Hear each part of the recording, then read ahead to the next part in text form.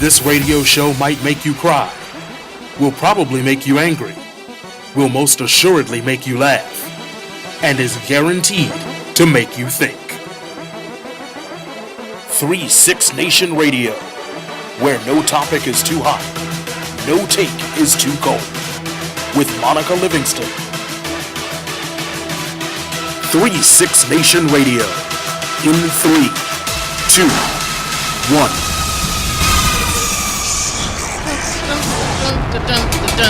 Hi, Jacob. Hey, it is March Madness. Happy Thursday, 3-6 Nation. How's everybody? We've got a show for you. Listen, I'm just not even gonna lie. I'm ill-prepared. I am probably the most ill-prepared I have ever been, but we're just gonna have to go with it. I had a co-host. He canceled. You guys may have seen that on Facebook. Reese Waters, ESPN and WSA 9. And Reese had, Jacob, check this out. He had his people call me. Like, I didn't even know that Reese had, like, people. Like, I mean, Reese, you know, how'd you get them people that quick? Okay, but anyway, I'm going to get at him on Facebook Messenger. That's where you, like, really go off on people, is Facebook Messenger. But that's okay. Show must go on. We're going to do our thing here at 3-6 Nation. I've got Dr. Paul Lachelier. How was that, Paul? All right, Paul's in the building. He is here from Learning Life Organization. He's going to talk to us about the wonderful nonprofit work that they're doing. I was amazed by this nonprofit. You know, you guys know I always do a community spotlight segment where we try to highlight all the good things that are happening in the city. We always hear about all the bad. And so I came across this organization. Paul and I were at a grant meeting, and I'd never heard of an organization that does the work that he does. The pairing of low-income families here with other low-income families in other nations. And so I thought it was extremely unique, and I wanted to give him an opportunity and a platform to discuss the great work that he's doing. And he just came back from a trip that he's going to share with us as well. So I'm excited about that. I've got my instructors from Yoga Heights in the building. Give it up for Yoga Heights. You guys can clap. This is a live studio audience. Yay! All right, there we go. There's that energy. Y'all didn't clap for Paul like that. Clap for Paul, Dr. Paul. Yeah, there we go. All right, we're alive now. We're alive. I told you guys, I'm a little dry today, but we're going to get through it. Ivan is stuck in traffic. And so I'm going to ask a person to come up and help me co-host. Madison, can you come up? From the Girl Scouts, give it up for Madison. Come on up here. Get up there. Okay, is that microphone working, Jacob?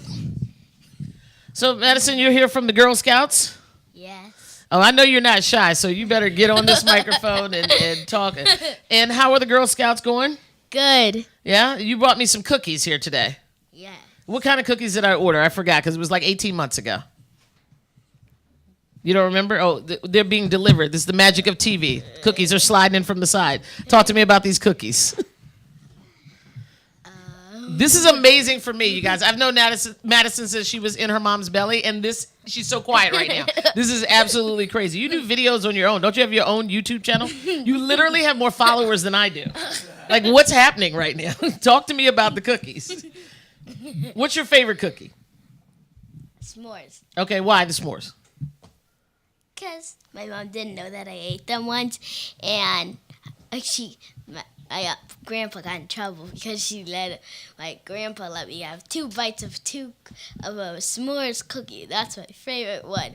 Out of the 2 things that I can eat. So let me interpret this. You set your grandfather up and threw him under the bus, and he got in trouble because you ate the cookies? Yeah. Okay, just wanted to check. All right, that's all I wanted to do. Just check it. Okay, do you have a pick for March Madness? Are you aware of what March Madness is? Do you like basketball? Kind of. Okay, kind of is good. That's what we're going to go with. We're going to go with kind of. I'm not sure if Madison will still be hosting when you get back from commercial break. We need to pay some bills real quick, Jacob. So let's talk about, I don't know, the place with the best wings, Crystal City Sports Pub. It's 3-6 Nation. We'll be right back. It's Sean Parker here, and whenever I want some good food in nice-sized portions, not bird-sized food, but big boy portions, I look no further than the Crystal City Sports Pub. Now, if you just stayed on the original first story of the restaurant, you'd be more than happy with the pool tables and the aforementioned good food, but then they went and added a grand second story with, check this out, 6 37-inch LCDs, 2 8-foot projection screen TVs, and a 10-foot projection screen TV, and as a cherry on the top, a state-of-the-art sound booth. They're open 365 days a year, and they are waiting for you. The Crystal City Sports Pub, 529 23rd Street South in Arlington, Virginia. Call them at 703-521-8215 or visit them on the web at ccsportspub.com. Come on, hustle. Get your head in the game. Come on. Are you setting the right example for your kids? Are you even trying? The ball's down there. What are you doing? You need to get some confidence. Come on, hustle up, get up there. Reviewing last year, ad revenue has declined 15%. Come on, get your head on straight. Before your child's next game, ask yourself, how would you like it if they copied your behavior? There are many ways which we can improve. That's for sure. You need to get some confidence. Positive Coaching Alliance has valuable tips and tools to help our kids perform their best while keeping sports enjoyable for everyone. Their development zone is a great resource for parents like us. Positive Coaching Alliance, creating better athletes, better people. Learn more at positivecoach.org/Fox Sports. All right, we are back. This is still not Ivan. As you guys, if you guys follow the show, you know Ivan looks very different than this. No offense, Paul. You just guys just look like a pasty white man. Yeah. Hey, see, you said that. Yeah. You went there. I didn't say that. It's okay. How you know Ivan's black? But anyway, Wakanda for life. Anyway, so Dr. Paul Lashlier, how am I doing? Very good. Lashlier good practice. is here from Learning Life, and I told people briefly when we opened the show that I was so excited about the work that you're doing in the community here and how you're literally like bridging communities over oceans and water and so please talk to us about what Learning Life's mission is. Sure. So let me give you a little bit of background about myself Please. And about the organization. So I'm a sociologist by training. Okay. Up until 2000. It's like a real degree, huh? Like you told your parents you were going to get a degree in sociology. Yeah. It was one degree after another. Okay, I'm just checking. In the same discipline. So I taught university sociology until 2012, then left academia to start Learning Life. And Learning Life is an educational nonprofit. We started this citizen diplomacy initiative in 2016. Okay. It was the outgrowth of basically two things. One is I'm French of origin. I was born in France, lived in France until age 11, and then moved to the United States. Oui. Yeah, exactly. I had some French fries early in here. You know?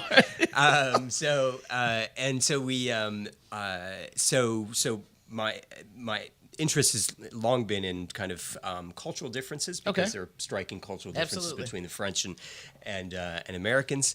But also, I had done a couple of live dialogues between students at the Stetson University, where I taught in Florida, and students in Paris and in Cairo back in 2009, 2011. And both those dialogues went very well, but they were discrete dialogues, at just one single dialogues and nothing much else. But then in November 2015, there were terrorist attacks in Paris. So well-known terrorist attacks had happened. And so that got me thinking that we needed to be doing as an organization, because in essence, we're an educational nonprofit that's trying to innovate education by spreading education beyond school walls. Right. That's with the understanding that a lot of learning happens outside of schools. Outside of the textbooks and outside of those walls. So a lot of kids know a lot of things, but those things they're learning from TV, they're learning from their phones, they're learning from their parents, et cetera, and so forth. So we want to kind of innovate learning outside the classroom and outside school walls. So we developed the Citizen Diplomacy Initiative, which is now our flagship program. And the Citizen Diplomacy Initiative is different from what exists out there currently. So there's growing interest in international education. Right. And that's because we live in a globalizing world, right? So it's not just bad stuff like terrorism, climate change, disease, refugee crisis. It's also the good stuff. we get products, including Toyota cars and all kinds of goods, food, et cetera, and so forth. Pineapple, the likelihood is if you like pineapple, doesn't come from the United States. Well, and it's time we started doing that, though, Paul, because, I mean, quite frankly, our education system here is broken.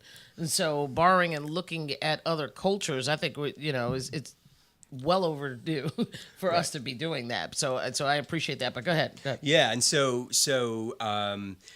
what we do, so there's growing interest in international education, but a lot of the international education that's happening is happening in schools. So it's happening between student to student, or it's classroom to classroom. Right. Okay. And it tends to happen in relatively privileged institutions, right? Right. So generally speaking, the people who tend to be able to travel abroad have the money to travel abroad. It's expensive to travel abroad. Absolutely. You have to pay for the flight, you have to pay for a hotel, you have to pay for food on the ground, while you're there, et cetera, and so forth. So, but the internet opens up some serious potential for meaningful interaction if it's properly kind of modeled for meaningful interaction between people across borders. And so our approach is family to family. Okay. So it's not student to student, it's not classroom to classroom, it's family to family. So walk me through it for the lay people, right? So I'm a family here of 3. There's a family, name a place that you're. So we in Senegal, in Okay. Dakar, the capital of Senegal. You just got back from Senegal, right? Yep. So and there's a family there in Senegal that kind of mirrors the family that's here in a low income. They're both low income families. Yeah, exactly. And what are they doing? Because I have to be honest with you, I thought the program was great, and I love what you guys are doing. I thought it might be depressing too. You broke, I'm broke. Like, what are we talking about? Yeah. Well, if anything, what they learn, what Americans learn, what lower income American families learn, is we that ain't they're that broke. We exactly. Right. We ain't that broke. Right. So I think it's eye opening in that sense, because you do learn just how crushing poverty can be elsewhere. But generally speaking, we don't actually work with families that are in abject poverty. We work with families that have a home and have some means to be able to connect to the internet. So that's already saying a lot. Okay, perfect. However, all of the families that we work with, so we systematically screen wherever they are in the world. And currently we're in Jordan, we're in Senegal, and we're in El Salvador. We're hoping to expand to China later this year. All of them are below the median household income for their country. Okay. So they're the bottom half of their country in terms of income. And then in addition, the parents have to have less than a bachelor's degree or 4-year university degree. So those are some of your that's how you're targeting these. Okay. Yeah. Now, are you going through the schools to find these families? It depends, and so this is an interesting story. So here in D.C., we work in Ward 8, the poorest ward of Washington, D.C., and we reach out in a variety of ways. So coming on the show is one modest way that we try to let people know about our program, and it's free, by the way, to the participating family, so they don't have to do anything. It's free. And we bring a lot to it. So we go to schools. We send information out via Facebook and other media, social media locally. But internationally, it's a little different. So I'll give you an example. In Senegal, the way we got to Senegal, we wanted to be in West Africa, in French-speaking West Africa, but it was actually one of our former interns who, after graduating from Georgetown, she moved to Senegal, and she started connecting us to people there. In the case of El Salvador, it was a professional colleague of mine who connected us to a nonprofit there. And then in Jordan, it was literally a guy I met at the gym whose father is Jordanian, happened to live in Jordan. He connected me to a family in So you're Jordan. using your network to get this done. Edie, talk to me a little bit about special education. Are you guys hitting students or families that have special education students in them, or are you looking at this not any differently? They can be a part of that or not, or is there a certain segment of just special education students, or talk to me a little bit about that. So we take, generally speaking, our parameters are that we need to have at least one child between the ages of 8 and 18. Okay. We'd like to have more in the family because those are the kids that are going to be able to benefit most from the dialogues. And generally speaking, kids with certain disabilities, for instance, dyslexia, I think are totally appropriate for this kind of program.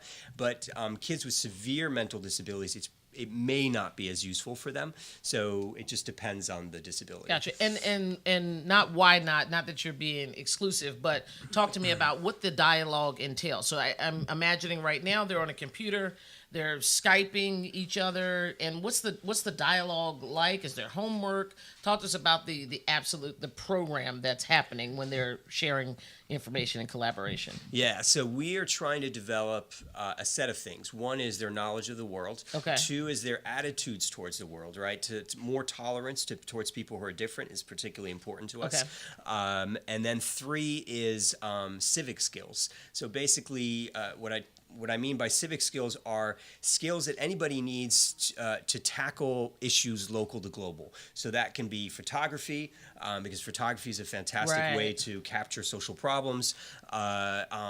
So the first project that we did last year, so all the families engage in projects together. Okay. The first project they did last year was a community photo voice project. So all the families were asked to answer the question, what is the nature of your community? And to do that through photos. So they took photos here in DC, in Senegal, and Jordan. It took about 500 photos. And then we distilled that into a PowerPoint presentation featuring their photos. And that project led to the second project because we noticed some rather intriguing differences in the kinds of foods they were eating, perhaps not surprisingly. Right. And so our second project this year is a food culture project where we are getting them to explore what they eat, how they shop for their food, and then how they prepare their food. So talk to me about like a success story or what you want to come out of this, but put it in not data terms, but in story format of like the reason you do this is because then Johnny here, then what? Yeah, absolutely. So fundamentally, this is about empowering people lower down the socioeconomic scale and doing it within a family context, because the family is so vital to education, right? So, but because we work with lower income families, you can't expect miracles to happen, right? You have to be patient, and you have to work in the long term. So our model is to work with families in the long term. So a lot of programs are 6 months, a year, and then that's it. And they say, "Oh, look what great things we did from point A to point B." Get the data, and that's it, right? Right. But the reality is, you really have to have a long-term relationship with the family. So we are purposefully starting very small. We literally work with 5 to 10 families here in DC. Okay. We currently have 3 families in Senegal. We've got 2 families in El Salvador. We have 1 family in Jordan. We're growing slowly because we're kind of defining. You want to know the growing pains, and you want to do it right, and have the long-term data to support. So we're refining things. We're collecting a lot of data and so on. But in the long term, we want the core goal is to develop caring, capable global citizens. Okay. And we do that through these live internet dialogues and project collaboration. So that the idea is that a kid, right, that starts at, say, age 8 with us, and at that point, sometimes the kids, like this is true, they can't locate the United States on a map, let alone where Africa is or anything like that, right? By the time they finish with us, they have a much deeper, over one project after another, and they dialogue with one country after another with many families across the world. So that by the time they're 18, they have a much deeper sense of the world. Right. And they also have something that a lot of kids don't have, which is I've actually not just dialogued, but I've completed projects with people across the world, and I can speak to that experience in a meaningful way. Right? Well, and I think it would help also with how we view each other when we're starting at young people. Being able to really, power change or how we view each other, whether it's culture or color, So I applaud you. We could talk about this all day long. What I would like to do is have you back on a show where we could do like a live thing where we're talking a family here in DC, awesome. Bring them in studio, and then talk to another family somewhere else. Yeah, that would be kind of hot. Because of the time difference, you just have to time it right. But absolutely, we can be here anytime. I'm up all night. It's fine. Whatever it is, we can work that out. Yeah. But that would be super cool. How are you funding this whole thing? Currently, it's largely unfunded. Huh. Yeah. So you broke too. Yeah, exactly. Exactly. Yeah, we're a lot of broke people around. But I mean, I'm fortunate enough to be able to do this. But the obviously in the long term, and that's why we're rigorous about data collection.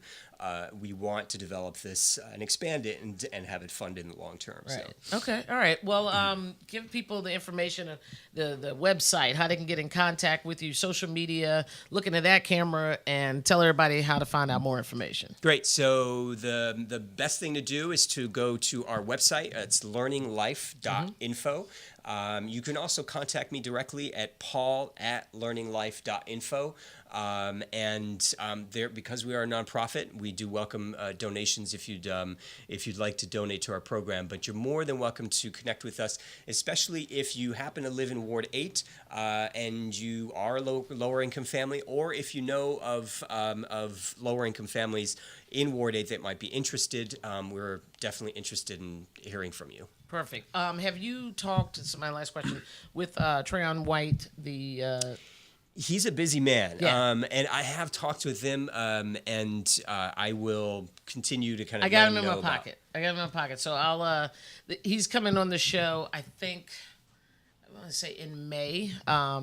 And we talk all the time, and so I'll make sure I have you back on that particular show because I think it could be beneficial for you guys to have, absolutely. some increased dialogue. He is, passionate about the ward, and I don't know if you know, but before he was council member, he was on the school board. He was the school board rep, so he's been a good guy. Helped me in 100 years when Carrie and I had a school. That's a whole nother lifetime ago. So I'll put you guys in contact. I think you're doing great work. So. In fact, Jacob, is Jacob sitting there? Oh, Jacob, we have a little bit of the video from Learning Life. So we're going to go commercial break, take a look at Learning Life. Dr. Paul Lashley, dang on it, I had it up in there. Dr. Paul Lashley, thank you for joining us. You are a friend to the program. I appreciate the work you're doing in the community. We'll be right back.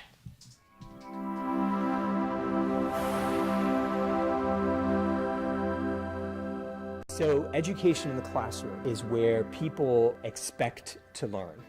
And for a lot of kids, learning in the classroom is a pain in the butt, to be honest. It's something they have to do rather than something that they want to do.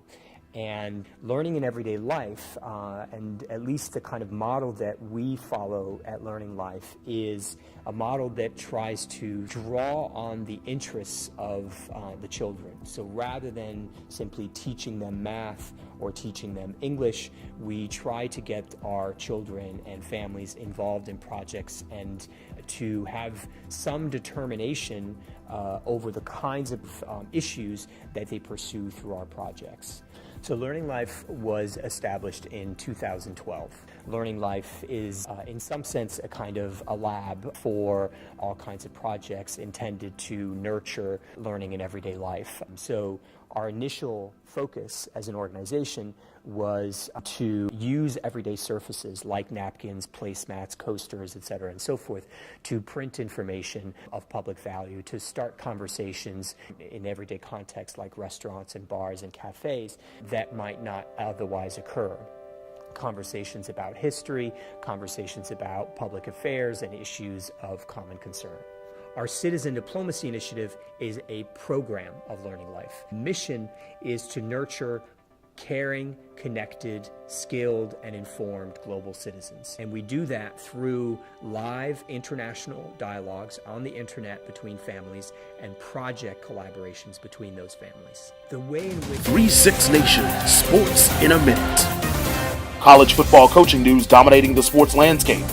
Veteran NFL head coach and You know what? No, first of all, the NFL has getting their stuff together, all right? They are taking this off season. They're getting new sponsors. Papa John's is out. Pizza Hut is in, all right? First off, yeah. Hi, Ivan. Hi, Monica. I feel like it's been forever since I we've been feel on like air. you haven't been around. I've been running my mouth. I just came back from Pennsylvania. What were you doing? Well, I was a little... You don't live in Pennsylvania. I do not live in Pennsylvania. I was helping newly minted Congressional Representative Connor Lamb get his vote out. I would like for you to say Connor Lamb one more time like that. newly minted State Representative Connor Lamb. Look who's in the building! Anthony! It's Anthony. Where's it, IT? Everything is going great. So we went out, I got to meet all kinds of Rust Belters, telling them, hey, like, are you voting tomorrow? Right. And they said, hell, like, I had the most angry people you have ever met. And not because of any political organization, just because they had people knocking on their doors like 5, 6, 7 times. They're like, if you come again, I will shoot you. Like, I swear to God. If I see another person, I will kill someone. I'm like, all right, have a good day, sir. Vote for Lamb. Vote for Lamb. So did you fly or take the train? I drove. Oh, okay. And yeah, and there was a snowstorm that hit. Yeah. We ducked around. It was great. I came back. Pittsburgh was lovely. I met a lot of nice people. I met this woman, Deplorable Lori. She was that's her Twitter handle. You can look her up. Hashtag Deplorable Lori. Deplorable Lori. But what's up, Deplore? We had such a great argument, as I do, and for about like 30 minutes, we just went back and forth. And at the end of it, she gave me a hug. She took our information. And I think that's what it really is. It's not about fighting with people. So is Lori going to call in next week? Yeah, I can get if she sends me an email, I'll hook her up. Oh, you didn't get her information? No. I don't. I want to make sure I'm not. She pretended like she was going to reach out. That's true. But it was a lot of fun. Lori ain't messing with you.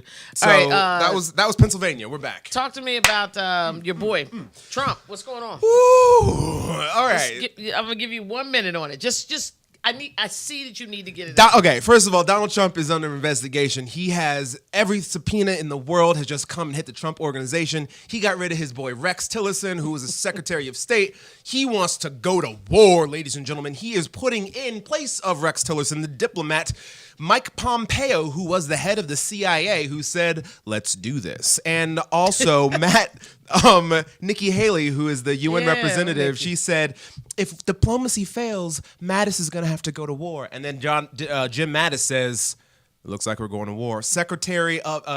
Admiral of the Pacific Fleet, Harry Harris.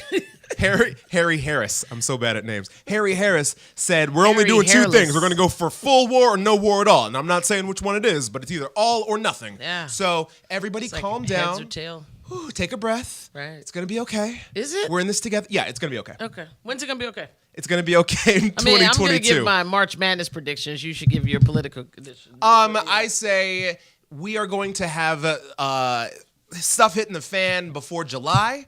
One way or the other, congressional Republicans are going to melt down. November is going to be a horrible, horrible battle. You're going to get so tired of it. We are going to be at war this year if we are going to be at war at all. So it's either going to happen or it's not going to happen.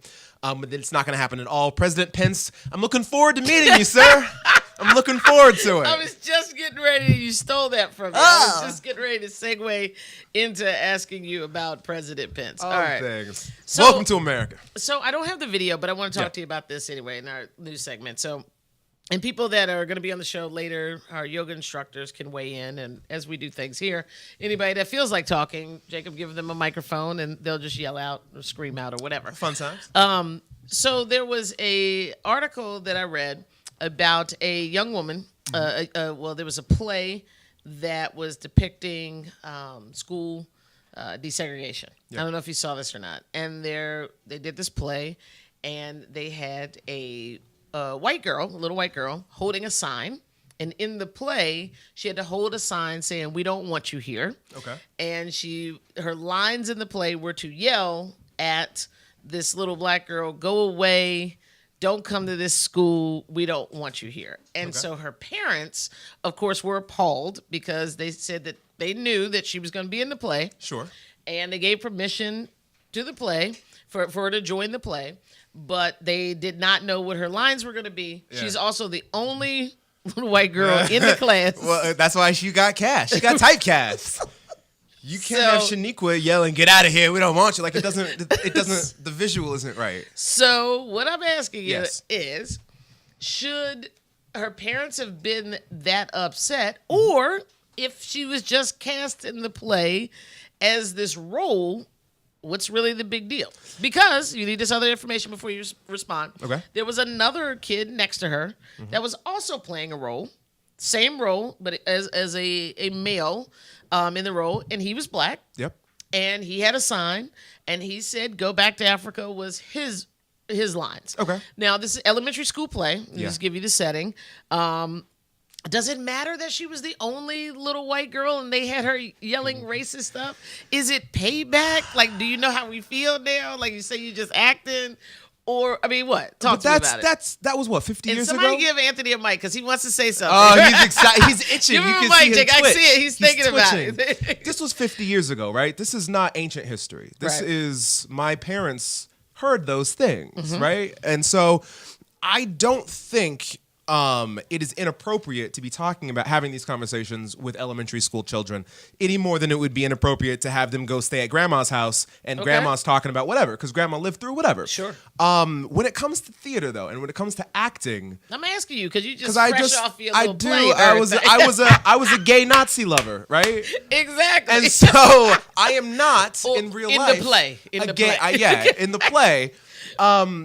You have to, I think plays specifically are important for older people because they have to take those choices. I am choosing to represent something because it's controversial or because it's dangerous. When I was a kid, my parents wouldn't let me be in any kind of play because it had such a connection to the gay community. And my parents were like, no, we don't want you touching them, getting anywhere close to them. And they don't be watching this show. Not anymore. And so they had to make those decisions about what they wanted me exposed to. I didn't have the choice of whether I wanted to do something or not. And so I don't have a problem with the parents being upset at the child saying, hey, we don't want our daughter in this thing. Okay. I think it's unfortunate. Is the teacher wrong for putting the only little white girl no, not in at all. the one not role that says we don't like black people? The teacher that wrong? That was a bit made for her. That role was made for her. If I didn't have any white kids, I would put a kid in whiteface. I would take I would do it, right? You're supposed to be want to be a little controversial when you're doing theater because you want people to be. They don't want. Boringness kills theater. You go, I saw my 4-year-old do a play of Little Lambs and like, ugh. Well, when you look at the video, like you can hear literally parents, gasping. They're just like, when she said it, good. I mean, she delivered the line. Good. She said, we don't want you here. Go back. Right. That's really good. Now she's like 5th grade. Ivan. She said, when we saw at Charlottesville, right? They had those little 5-year-old protesters who were in the Ku Klux Klan shirts. Yeah, right. This is not something that 5-year-olds are not yelling. Okay. They need to be aware. Parents should be shocked. Right. They should be saying, oh no, we can't have this. What do we do? Would it have been more powerful Yes. if the white girl had played, since we're just gonna go with like the role and that's to teach and to learn about that time period, would it have been more powerful for her to have played one of the black kids that were trying to integrate the school?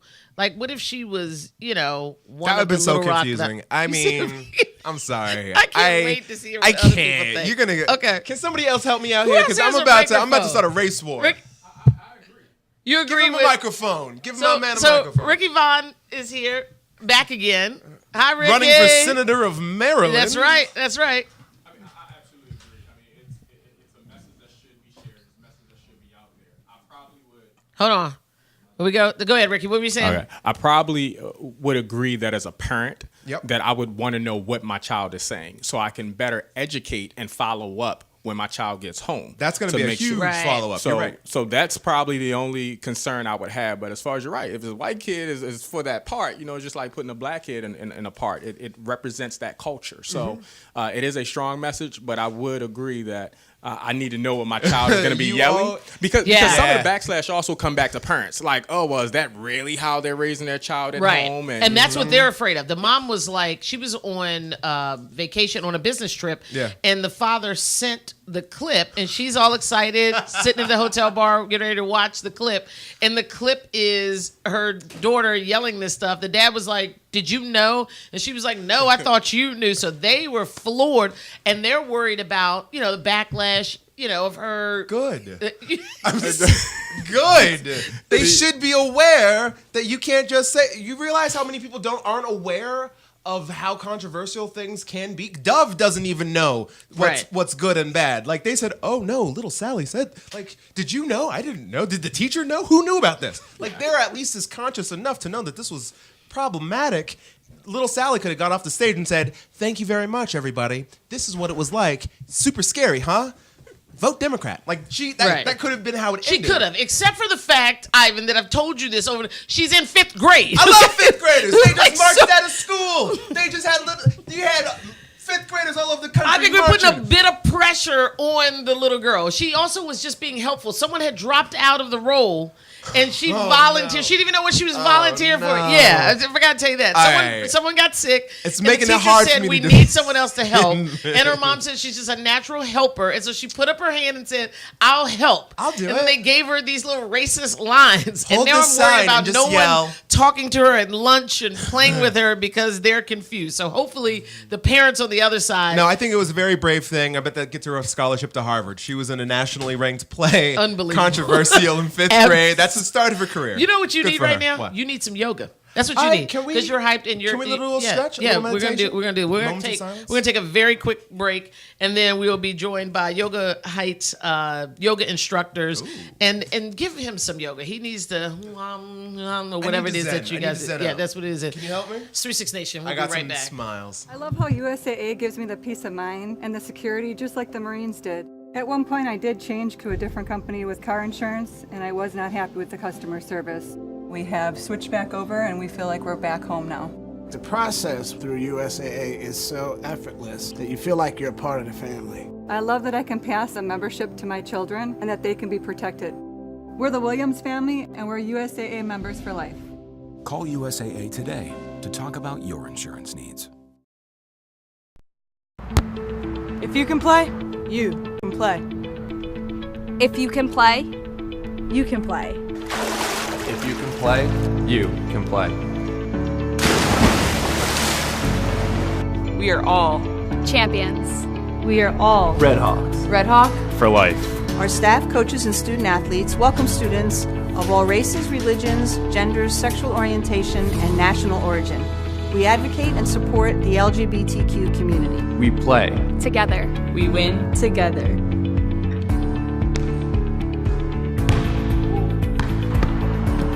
If you can play, you can play.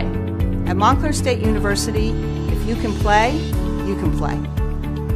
If you can play, you can play.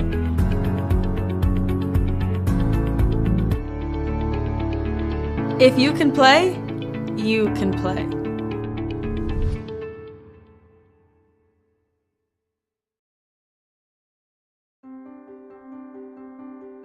It's about respect.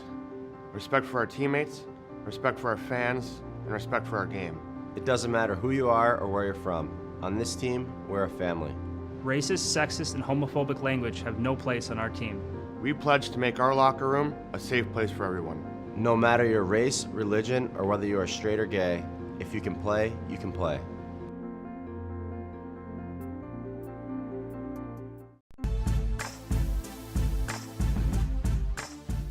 Thought about launching a broadcasting career? Think you have what it takes to become a broadcasting professional? Learn the skills that will make people want to tune in. Join Monica Livingston, radio personality and owner of 3-6 Nation, for a career development workshop on what it takes to be a radio DJ, sportscaster, and news anchor. Find out how the former DC diva and owner of 3-6 Nation manages her own live internet radio show. Sign up for a workshop today where Monica doesn't just share broadcasting tools, she puts you on the air.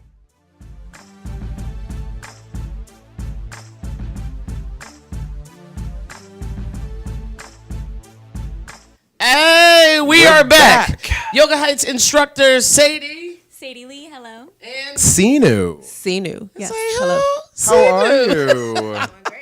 All right, so you guys heard in the last little segment that Ivan's a little wound up, so I want him to do some yoga. And besides, the last time it was my turn, I changed clothes and everything, and I pulled a muscle driving here today. So I can't do anything. Lies, but you guys excuses. show us some yoga. Well, first off, why is yoga so important to do? Yoga is, I think, so important to do because I think it's so much more than just a workout. So a lot of people in the West, they come to yoga through the poses, through the physical practice, but there's also a lot more, and it goes a lot deeper than that. So it's also has to do with mindfulness and meditation, and it also has to do with compassion and being kind and patient in your community, with yourself, all that good stuff. So you just feel all the way around good, like mind, body, spirit, and soul with yoga. Okay, and what's the difference? Go ahead. Well, I see a lot of people doing yoga. There's yoga places popping up all over the place, but they look very good. I am not good. How does one? Is it like a competitive sport that you can like practice and then get better and then like I'm yoga number one? Like what is it even? Is it just like personal, completely personal? It's very personal. I feel like yoga is a way to learn yourself. Yeah, so I feel like the only battle that you have is within. You know, that's the only fight that you need to be dealing with. Yes. Mm-hmm. See, don't say that so deep too. Like I just slowed down just with her talking. I was all hyped. Just she said, "That's what yoga the battle is within." I'm like this. I just feel like it should be like over the background. All right, so show us some yoga moves. You guys coach each other or talk about what we're gonna see here. You need the mic if you're gonna. And we're gonna let you do your segment. Yoga Heights in the building. Sadie here is going to do Warrior 2, as we spoke a little bit early on the battle within, right? So with our warrior postures, we are called to fight against self-ignorance, those negative thoughts in our heads that tell us we can't or that we're not enough. So she has the knee over the heel. The back foot is parallel to the back of the mat. So you have a nice hip opening here in balance with some strengthening in the legs. She's also drawing the shoulders together so the arms become light and then opening up across the chest. So go ahead and find a little more length in your spine, Sadie. Good. See how powerful she looks? Look at that. I feel like Sadie is about to be completely undefeated in this battle against ignorance. So doesn't she look amazing? So when you're in a pose like this, are you holding it? Are you flexing? Are you relaxing? What? Like I said, this posture is a balance of strength and openness. So in certain areas of her body, she is engaging, like she's engaging her core. Again, she's drawing. It's very strong. She's breathing though. So as you begin to breathe, look, she's even opening up even more. Wow. So her back is strong, her heart is open, her hips are open, but her leg muscles are also very engaged. So she's breathing, and you can go ahead and relax, Sadie. You did great. What about a pose to counteract that? So what about a lengthening pose? Maybe seated forward fold. So come to seated. This is a way I like to do it because it helps you to maintain the integrity of your spine. Because oftentimes, I go back to that whole competitive part of yoga. People are just like trying to force themselves into a posture. And that is a no. So Sadie, what I'm going to have her do is bend her knees and then glue her chest to her legs. This way she maintains the integrity of her spine, and her spine is long. So Sadie, go ahead and lift in your rib cage a little bit more. And then crawl your hips back slowly, only so much so that you're able to maintain that connection between the legs and the heart. This way the spine stays as straight as possible, right? Wow. Not in a million years. I mean, maybe in a million years. Not in 2 years. Yeah. Maybe in 2. Maybe in 2 years. Go ahead. Let's see you do this. See, oh, Monica. You have to be gentle. Know yourself. Of course. How can yes. people get information about classes individually? If you guys teach yoga classes, all that kind of stuff. Looking at that camera. All right. Okay, so Yoga Heights is located at 3506 Georgia Avenue Northwest. The website is www.yogaheightsdc.com.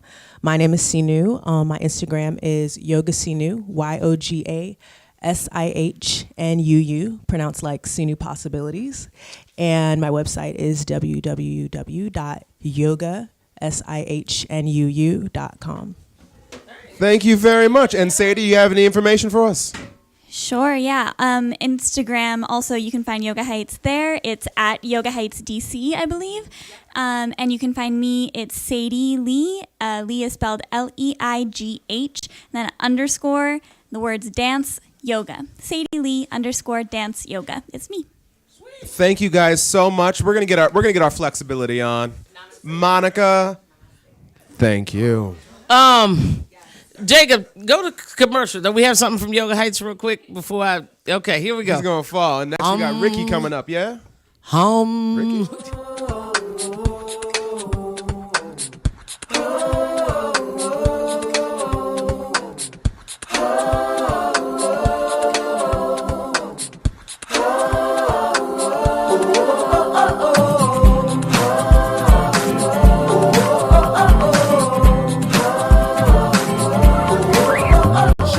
Here.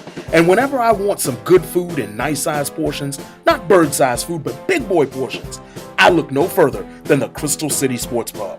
Now, if you just stayed on the original first story of the restaurant, you'd be more than happy with the pool tables and the aforementioned good food.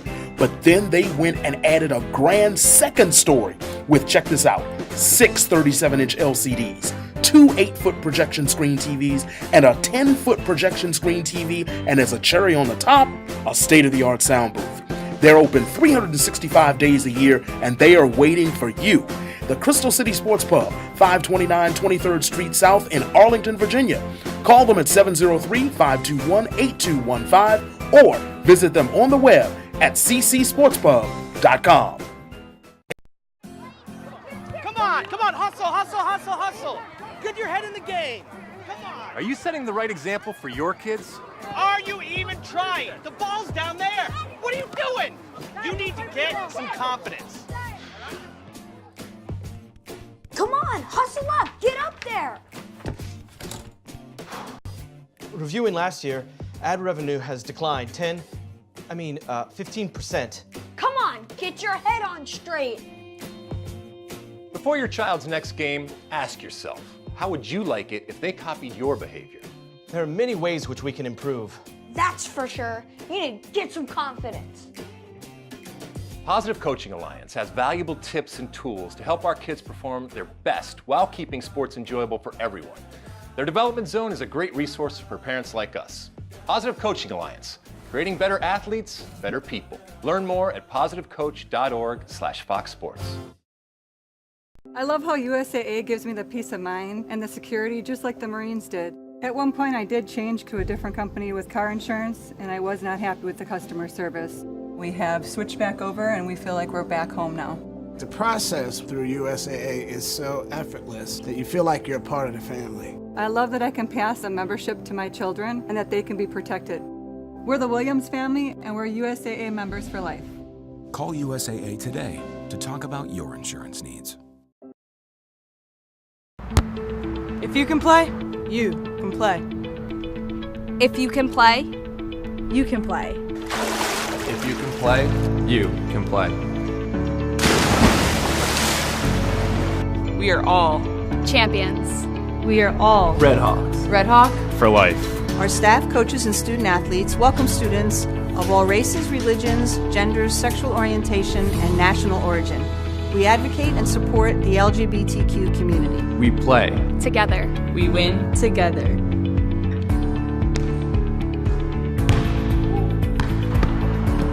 If you can play, You can play. At Montclair State University, if you can play, you can play. if you can play, you can play. I am People Before Party, Ricky Vaughn, running for U.S. Senator for Maryland. So what's the deal? Weed is the seed we need to succeed. Just like Colorado, schools, education, and infrastructure, and lower taxes for marijuana profits. Consider the medical benefits of marijuana. No seizures for our children, and elimination of cancer for the elderly. It's time to do away with the old and enter the new. I am Ricky Vaughn, your next U.S. Senator. I am.